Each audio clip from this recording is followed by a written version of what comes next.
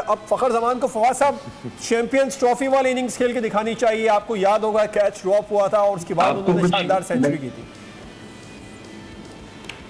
एक चीज आप लोगों को याद दिलाना चाहता हूं मैं। जी जी जी जी कुछ याद होगा आपको चैंपियंस ट्रॉफी में? मैंने वही आपसे सवाल किया। कुछ इसी तरह से हमारी किस्मत चली थी कि बुमराह ने नो बॉल कर दिया। नो बॉल तो नहीं हुआ। अब लेट्स सी कि यहाँ फखर आगे कैसे परफॉर्म करते हैं। जो रिव्यू यहाँ पर कामयाब हो गया है और अब क्या कह सकते हैं, बट क्रिकेट तो आपने ऐसे ही खेलनी है। आप आउट भी होंगे, हारेंगे, लेकिन चले ये एक चीज, लेकिन अगर फखर आउट हो जाता तो पाकिस्तानी टीम के लिए एक धचका होता। हाँ, धचका तो होता, लेकिन एक बात तो क्लियर हो गई है। फवाद साहब, अली आफ्ताब साहब भी हैं और असद निजामी साहब भी, हमारे तमाम ही एक्सपर्ट, वो ये कि पाकिस्तानी टीम 2 विकेट गिरने के बाद भी पॉजिटिव स्ट्रेटजी के साथ और एग्रेसिव स्ट्रेटजी के साथ खेल रही है। जाहिर है अपोजिशन साइड भी स्ट्रॉन्ग साइड है और जैसे फवाद साहब ने कहा कि फेवरेट भी वही करार दी जा रही है और बुमराह उनके स्टार बॉलर भी हैं, वो तो अपनी बॉलिंग करेंगे और यहाँ से 1-2 ओवर निकल जाते हैं तो फवाद साहब आगे चलकर यकीनी तौर पर हमारी बैटिंग लाइन तो शाहीन आफरीदी तक ही हम कह सकते हैं T20 में, क्योंकि एक ही पार्टनरशिप चाहिए होती है बड़े स्कोर के लिए और वो कहीं भी लग सकती है। फवाद साहब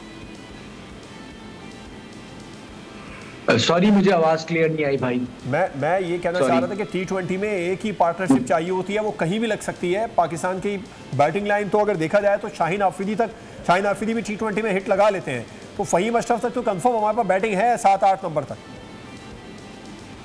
देखिए, बट अभी आपने इनिशियली तो थोड़ा सा स्टार्ट लेना है ना। आपके 2 आउट हो गए हैं, थोड़ा सा टाइम लगेगा, थोड़ा सेटल होंगे, बट अब चीज को आप उस टारगेट तक जाते हैं।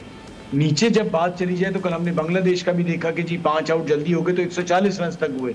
अगर हमें 160 करने हैं तो ऊपर से किसी एक खिलाड़ी को लंबा खेलना होगा, ये बहुत जरूरी है।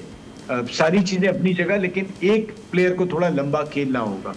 अच्छा असद निजामी साहब, आप क्या समझते हैं? फवाद मुस्तफा ने तो दे दिया कि हमें for the safe side 160 score करना चाहिए, but what do you think, हमें ऐसा क्या टारगेट देना चाहिए जिससे हम भारत को हराने में कामयाब हो जाए? देखिए जी, दोनों साइड्स जो हैं उनकी जो बॉलिंग भी स्ट्रॉन्ग है, बैटिंग का भी एक मुकाबला किया जा सकता है। लेकिन ऑब्वियसली T20 जैसे फॉर्मेट के अंदर जो है आपको एक बहुत अच्छा तगड़ा स्कोर देंगे तो उसके बाद बॉलर्स जो हैं फिर वो कुछ कर सकते हैं। यहाँ पे जैसे हमारी 2 विकेटें गिर गई, 2 बड़े अहम बैट्समैन चलेंगे, फ़खर अभी हैं, एक रिव्यू उन्होंने अच्छा ले लिया। उसके बाद से आपका आई थिंक 2 आउट होने के बाद ऑटोमेटिकली आपका फोकस ही होता है कि जी हमने इतना टोटल पोस्ट करना है। वो कैसे करना है, जैसे वाद साहब भी कह रहे थे कि उसके अंदर आपकी पे स्ट्रेटजी जो है वो साथ साथ इवॉल्व करती है।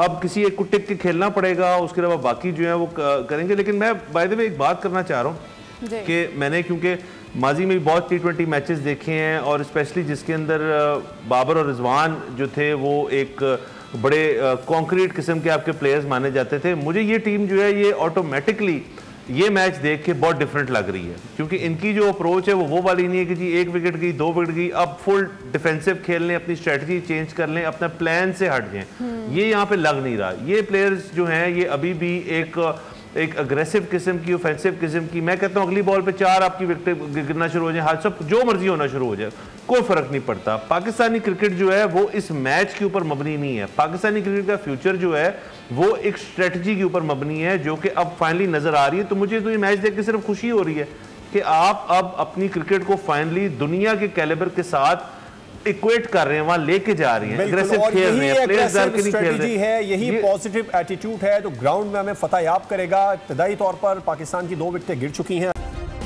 सब्सक्राइब करें और बेल दबाएं ताकि कोई खबर रह न जाए।